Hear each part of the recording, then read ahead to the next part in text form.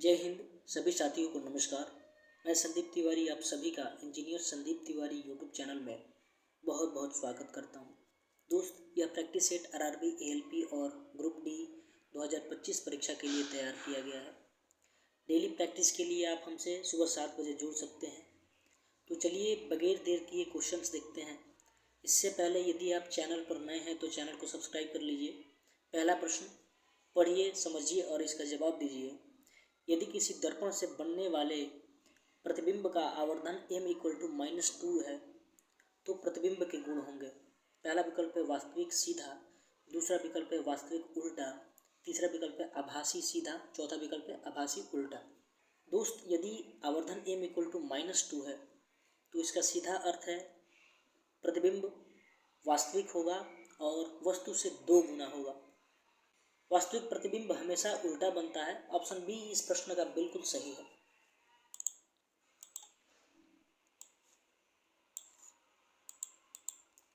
अगला प्रश्न पढ़िए और इसका जवाब दीजिए। समतल दर्पण किस प्रकार की छवि बना सकता है? वास्तविक, आभासी दोनों। ये तो अवतल दर्पण का काम है।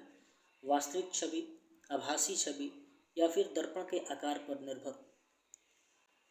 दोस्त, समतल दर्पण हमेशा आभासी छवि बनाता है। ऑप्शन सी करेक्ट है।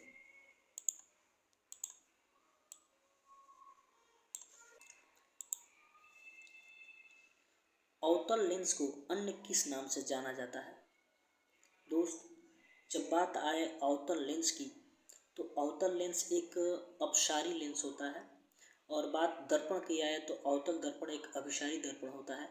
इस प्रश्न का बिल्कुल सही जवाब ऑप्शन सी है।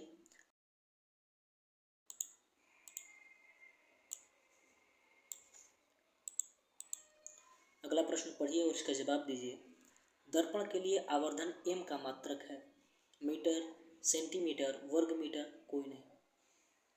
साथ ही आवर्धन लंबाई का अनुपात होता है और यह मात्रकहीन है, यानी इस प्रश्न का सही जवाब ऑप्शन डी होगा, कोई नहीं।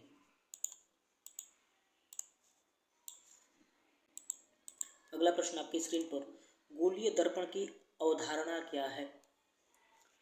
अपवर्तन, परावर्तन, विवर्तन या फिर कोई नहीं। दोस्त, अवधारणा का तात्पर्य परिघटना से है और गोलीय दर्पण में परावर्तन की परिघटना होती है। ऑप्शन बी करेक्ट होगा।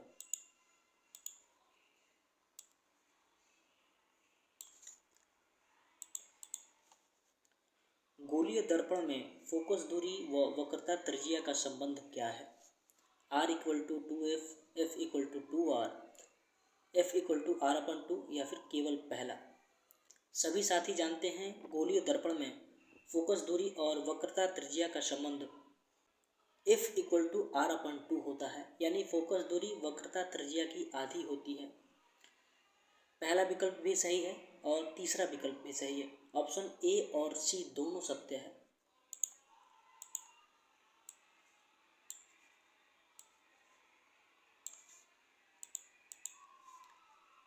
अगला प्रश्न, जिस बिंदु पर सभी किरणें मिलती हैं को कहते हैं? मुख्य अक्ष, ध्रुव, फोकस या फिर कोई नहीं।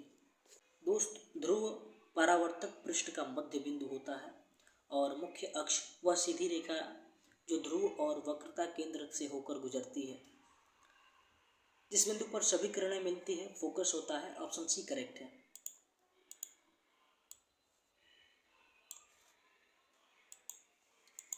अगला प्रश्न, एक वस्तु को उत्तल दर्पण के सामने अनंत व ध्रुव के बीच एक बिंदु पर रखा जाता है। निर्मित होने वाली छवि होगी आभासी व बड़ा, वास्तविक व बड़ा, आभासी व छोटा, इनमें से कोई नहीं। दोस्त, वस्तु की स्थिति कोई भी हो, उत्तल दर्पण के सामने किसी भी स्थिति पर वस्तु को रखने पर प्रतिबिंब की प्रकृति हमेशा आभासी होती है और आभासी प्रतिबिंब हमेशा सीधा होता है।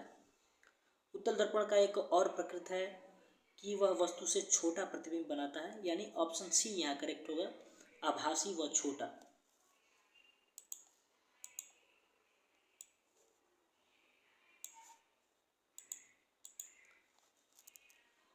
जिस दर्पण की परावर्तक सतह अंदर की ओर मुड़ी होती है कहलाता है उत्तल दर्पण, जिसकी परावर्तक सतह उभरी होती है। अवतल दर्पण जिसकी परावर्तक सतह अंदर की ओर मुड़ी होती है। गोलीय दर्पण सभी। इस प्रश्न का बिल्कुल सही जवाब ऑप्शन बी है, अवतल दर्पण।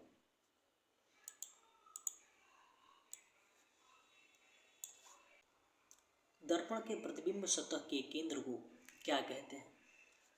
वक्रता, त्रिज्या, फोकस, ध्रुव, कोई नहीं।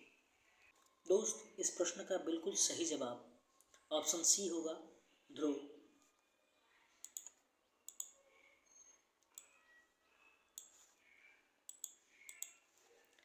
स्क्रीन पर प्राप्त होने वाली छवि है आभासी प्रतिबिंब, वास्तविक प्रतिबिंब, केवल पहला, इनमें से कोई नहीं। स्क्रीन पर प्राप्त होने वाली छवि वास्तविक छवि होती है। ऑप्शन बी करेक्ट है।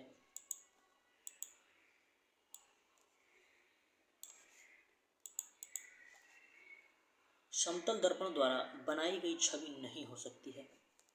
आभासी, कोई नहीं, केवल दूसरा या फिर वास्तविक। दोस्त, समतल दर्पण द्वारा बनाई गई छवि आभासी होती है। क्वेश्चन में पूछा है नहीं होती, तो वास्तविक प्रतिबिंब नहीं होती है। ऑप्शन ए करेक्ट है।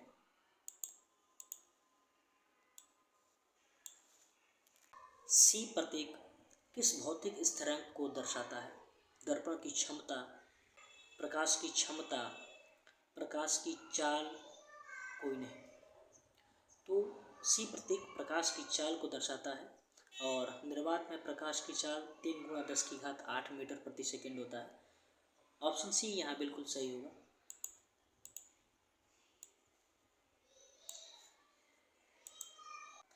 तो आप सभी साथियों का धन्यवाद क्लास में अंत तक बने रहने के लिए। दोस्त, ऐसे ही डेली प्रैक्टिस के लिए चैनल को सब्सक्राइब करें और यदि आपके पास कोई सुझाव या फिर सलाह है तो आप हम तक ज़रूर साझा कर सकते हैं। धन्यवाद। जय हिंद।